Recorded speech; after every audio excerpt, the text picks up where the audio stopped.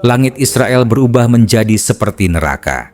Lebih dari 300 proyektil menghujan dari berbagai penjuru, rudal balistik yang menyambar seperti petir, drone-drone maut yang datang bergerombol seperti lebah.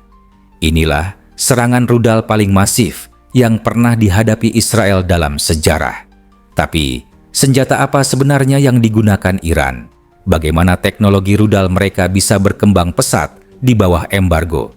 Dan mengapa sistem pertahanan Israel yang terkenal canggih nyaris kolaps menghadapi serangan ini? Iran meluncurkan gelombang serangan paling intensif sejak dimulainya Operation True Promise, menghantam sejumlah target strategis di wilayah pendudukan Israel, termasuk Tel Aviv dan Haifa pada Rabu dini hari. Sementara pihak Israel klaim 90% rudal ditangkis, tapi kerusakan parah terjadi di beberapa wilayah.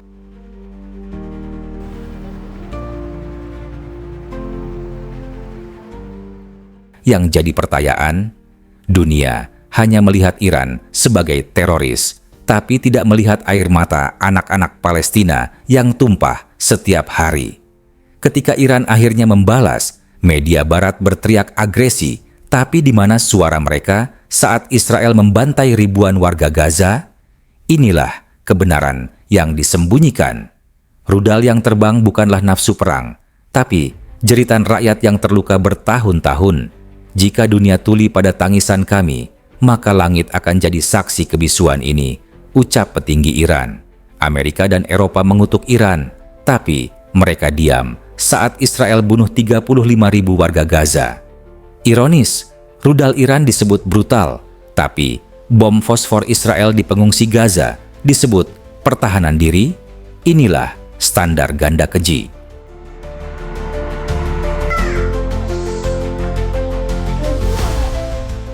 Jika pembunuh disebut pahlawan dan yang membela diri dijuluki setan, maka di mana letak keadilan, ataukah ini hanya permainan kekuasaan?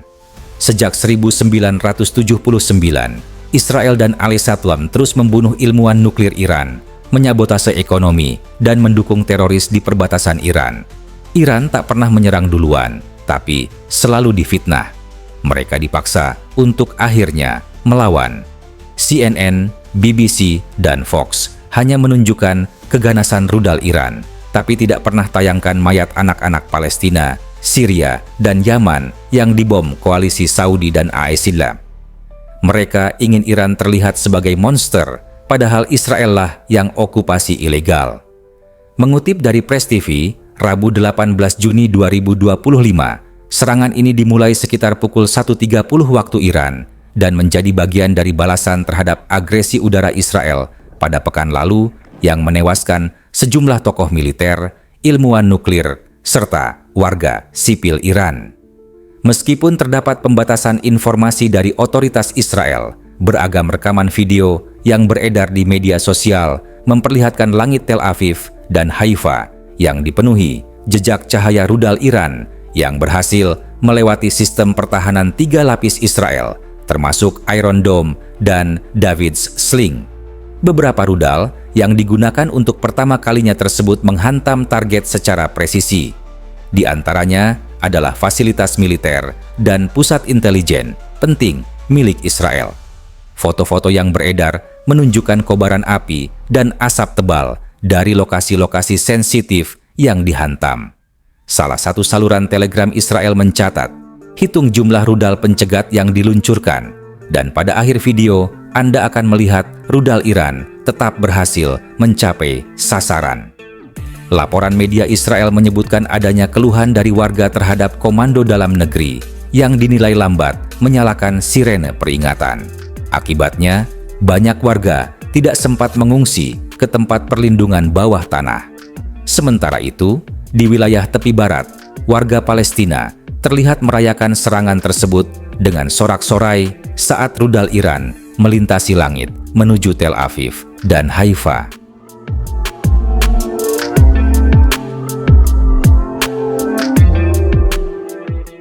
Fase ke-11 dari operasi ini terjadi hanya beberapa jam setelah pasukan Korps Garda Revolusi Islam (IRGC) menyatakan telah menyerang beberapa pangkalan udara Israel yang digunakan untuk melancarkan serangan terhadap Iran. Serangan tersebut merupakan bagian dari fase ke-10 operasi yang berlangsung pada Selasa. Dalam pernyataan di televisi, seorang pejabat IRGC menyebut bahwa pangkalan militer yang menjadi titik peluncuran agresi terhadap Iran telah dibalas secara langsung.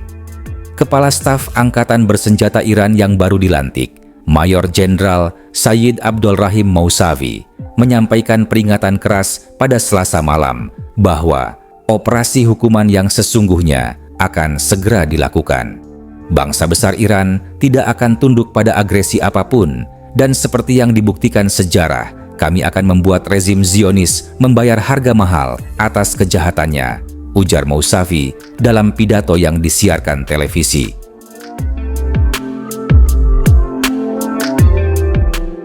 Dunia kembali gempar. Iran baru saja meluncurkan serangan rudal paling intensif ke Israel. Ledakan dahsyat mengguncang sejumlah kota, sirene peringatan berbunyi di mana-mana.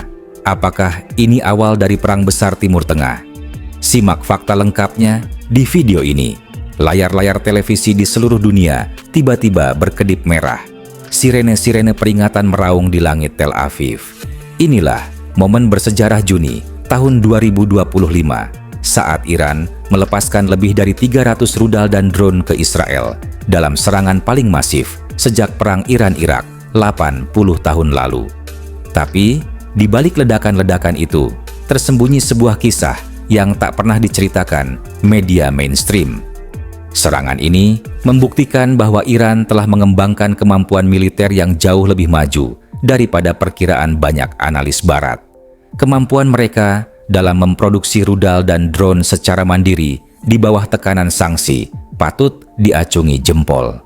Netanyahu terbuka mengancam, kami akan hancurkan Iran.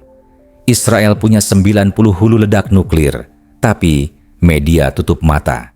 Jika Iran tak punya rudal, mungkin Tehran sudah rata seperti Dresden 1945. Karena Iran menolak jadi budak minyak AS, karena Iran berani dukung Palestina, karena Iran tak mau tunduk pada hegemoni dolar. Mereka dihukum karena ingin merdeka. AAS dan Israel bom Syria sejak 2011, Saudi bantai rakyat Yaman, tapi tidak ada sanksi. Iran kirim bantuan makanan, malah dituduh provokator. Di mana logikanya? Jika kau hancurkan rumah kami, kau bilang itu pembebasan. Jika kami angkat senjata, kau teriak terorisme. Hukum siapa yang kau pakai? Atau hanya hukum rimba? Ingat, mereka bukan robot. Mereka ayah, ibu, anak yang ingin hidup damai. Tapi setiap hari ancaman pembunuhan mengintai. Jika tidak melawan, mereka akan dihancurkan.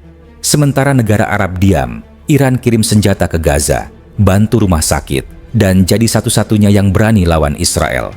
Mana yang lebih mulia? Penjajah atau pembela tertindas? Israel akan kuasai Timur Tengah, AS rebut minyak Iran, dan Palestina hilang selamanya. Itulah mengapa perjuangan Iran adalah perjuangan semua kaum tertindas. Jangan biarkan kami sendirian, karena jika kami jatuh, tak akan ada lagi yang berani berdiri di depan tirani. Cukup jadi penonton, bela keadilan, bukan kepentingan. Sejarah akan catat siapa yang di sisi rakyat dan siapa yang di sisi penjajah. Iran bukan sempurna, tapi mereka melawan kesewenang-wenangan. Sebelum kutuk mereka, tanyakan, apa yang sudah aku lakukan untuk Palestina? Di balik asap rudal, ada ribuan kisah yang tak terungkap. Bukan kebencian yang menggerakkan kami, tapi air mata yang tak pernah kering. Ingat, Iran tidak hanya menyerang dari wilayahnya sendiri, tetapi juga memanfaatkan sekutu regional seperti Hizbullah di Lebanon dan kelompok Houthi di Yaman untuk meluncurkan serangan dari berbagai arah. Pendekatan multi-aksis ini membuat Israel kesulitan mengidentifikasi dan menangkis semua ancaman secara bersamaan. Konflik ini mungkin akan mengubah lanskap diplomasi Timur Tengah. Negara-negara Arab yang sedang dalam proses normalisasi hubungan dengan Israel mungkin akan mempertimbangkan kembali kebijakan mereka. Peristiwa ini mengajarkan bahwa di era modern, perang tidak lagi hanya tentang jumlah tentara atau tank, tetapi tentang teknologi, strategi, dan ketahanan ekonomi. Konflik ini mungkin akan mengubah lanskap diplomasi Timur Tengah. Negara-negara Arab yang sedang dalam proses normalisasi hubungan dengan Israel mungkin akan mempertimbangkan kembali kebijakan mereka. Ada 3 kemungkinan utama: gencatan senjata melalui mediasi internasional, perang proksi yang berkepanjangan, atau yang paling mengerikan, eskalasi menjadi konflik regional terbuka. Serangan Iran ke Israel bukan sekadar peristiwa militer, tetapi titik balik dalam politik global. Ia mengingatkan kita bahwa di dunia yang saling terhubung, konflik di satu wilayah bisa mengguncang seluruh planet. Masa depan perdamaian dunia sekarang tergantung pada kebijaksanaan para pemimpin dalam mengelola krisis ini.